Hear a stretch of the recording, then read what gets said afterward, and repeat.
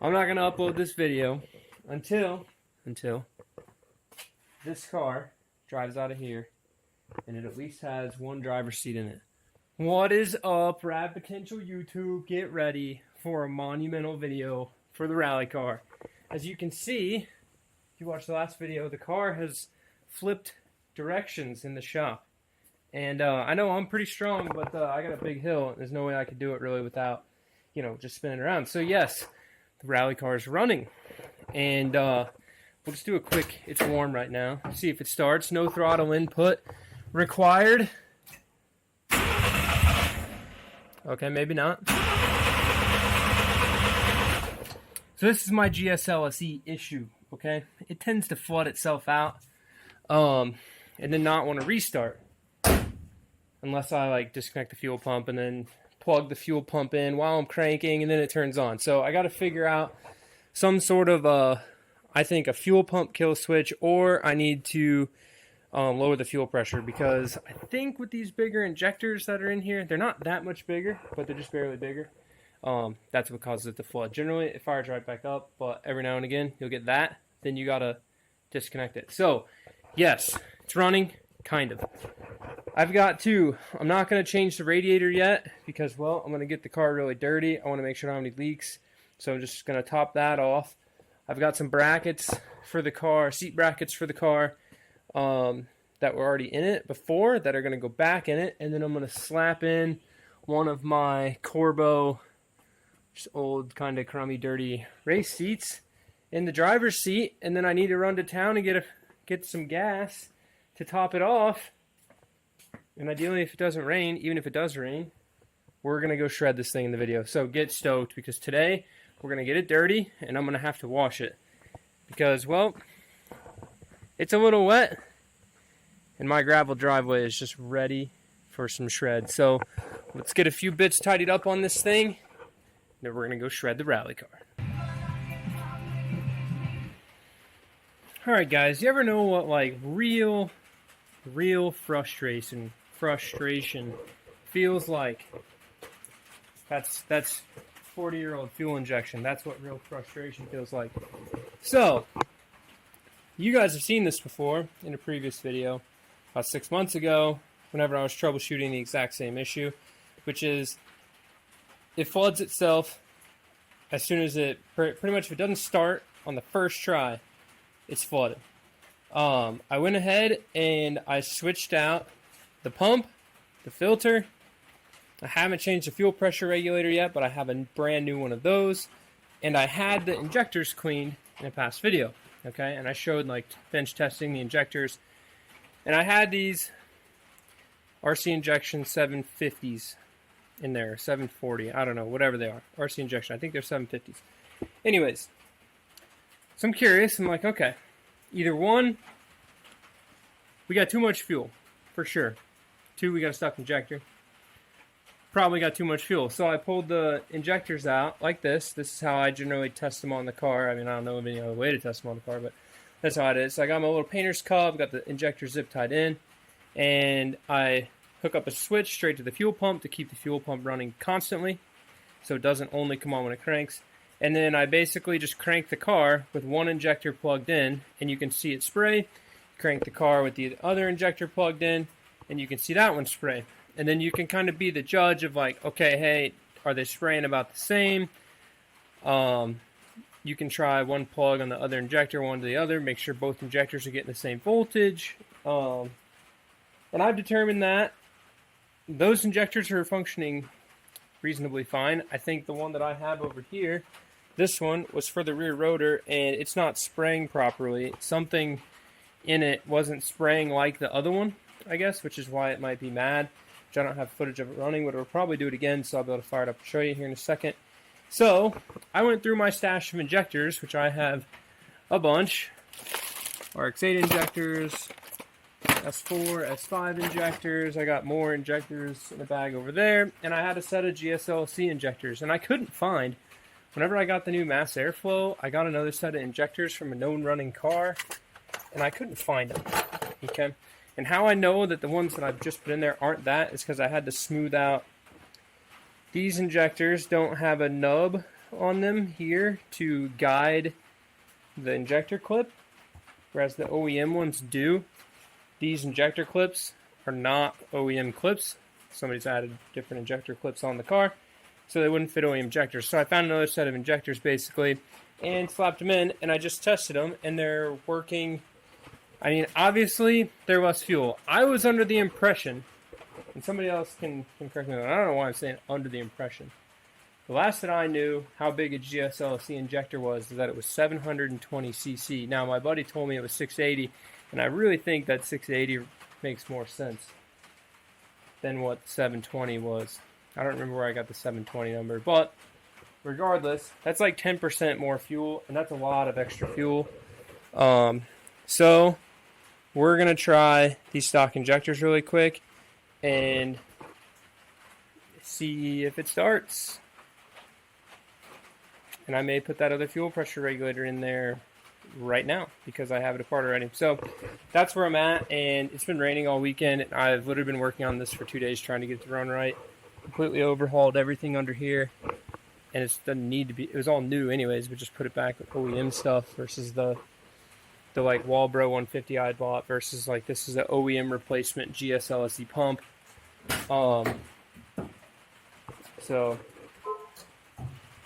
banging my head against the wall, guys. But I promised you, in this video, I'm going to rip the rally car down the driveway and get it all dirty, and then we'll wash it, and it'll be good. But yes, frustrations of 40-year-old fuel injection. This is the moment of truth.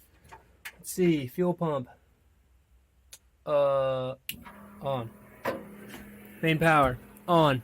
Key, on. Does the car start?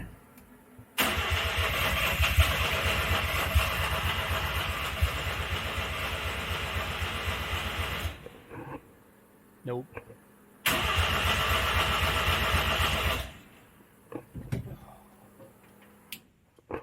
So this is where it gets fun. This is where I start cranking it and messing with the fuel pump power to get to start. So we got fuel pump off right now.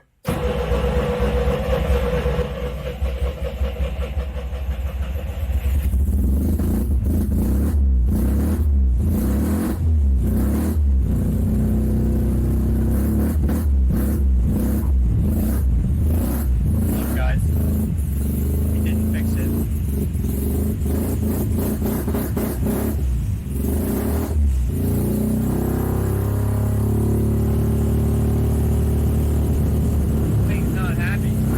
Okay, I guess it's time to see if we got sparks on both the sparks or we need the sparks. I know it won't start, you know, so.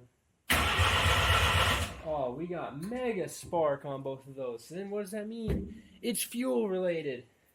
Still.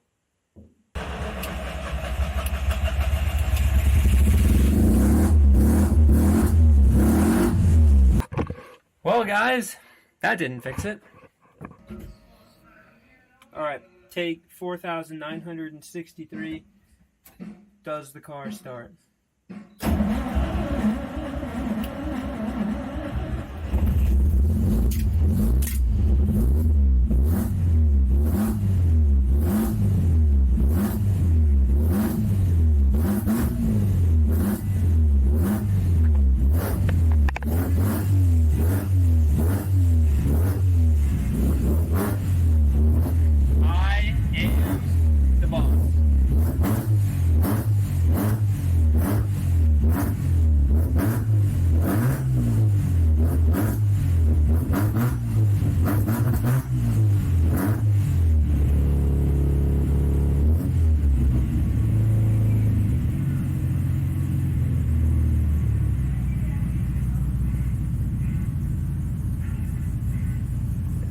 And it freaking idles.